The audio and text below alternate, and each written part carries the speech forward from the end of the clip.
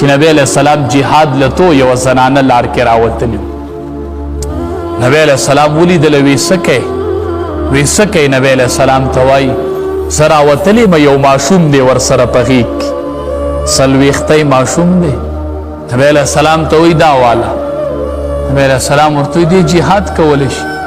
زه خو جهاد له روان یم زه خو به اوس مخې ته ځمه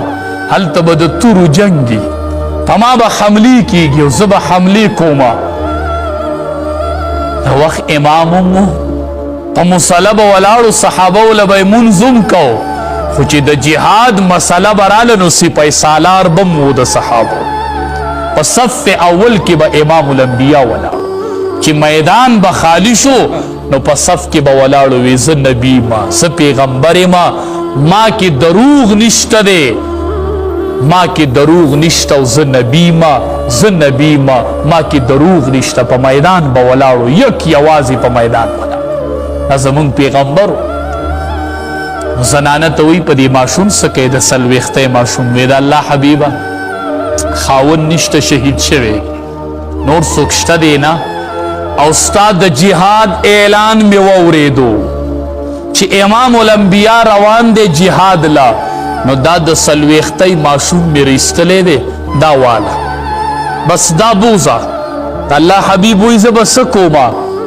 وی زما محبوبه چې کله ته په میدان کې جنګیږي او ستا په وجود باندې گزار کیږي نو دا ماشوم به د ډال په ځای استعمال کی دی ورته مخې ته ونیسه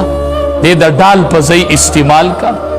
زما په دې ماشوم بچی دی گزار ولګي خو چې ستا په دې نازبین وجود گزار دا قربانی و دا زنانه قربانی نن به تاسو اینه د نبی علیہ السلام په عزت خلق حملې کوي ګستاخی کی په وجود حملې کوي او دا مبارک وجود او دا عزت ورله تار تار کوي تار شته داسې زنانه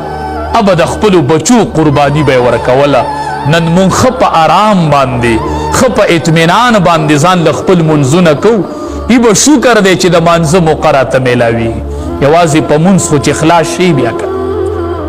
دا ابوبکر صدیق رضی الله تعالی عنهم را دا زمونږ د ایمان مسله ده ایمان چې د سړي وي ایمان به په هر ځای کې ایمانی په جماعت کې به هم دا ایمانی په بازار کې به هم دا ایمانی په هر ځای کې به زمونږ دا ایمانی چې د نبی کریم صلی الله علیه وسلم د عزت مسله راله دا به زمونږ د ټولو یې ګورئ چې مؤمن وي که نه نو دا به د نبی علیه السلام سره زمونږ مینه چې که د نبی کریم صلی الله علیه وسلم د عصمت حفاظت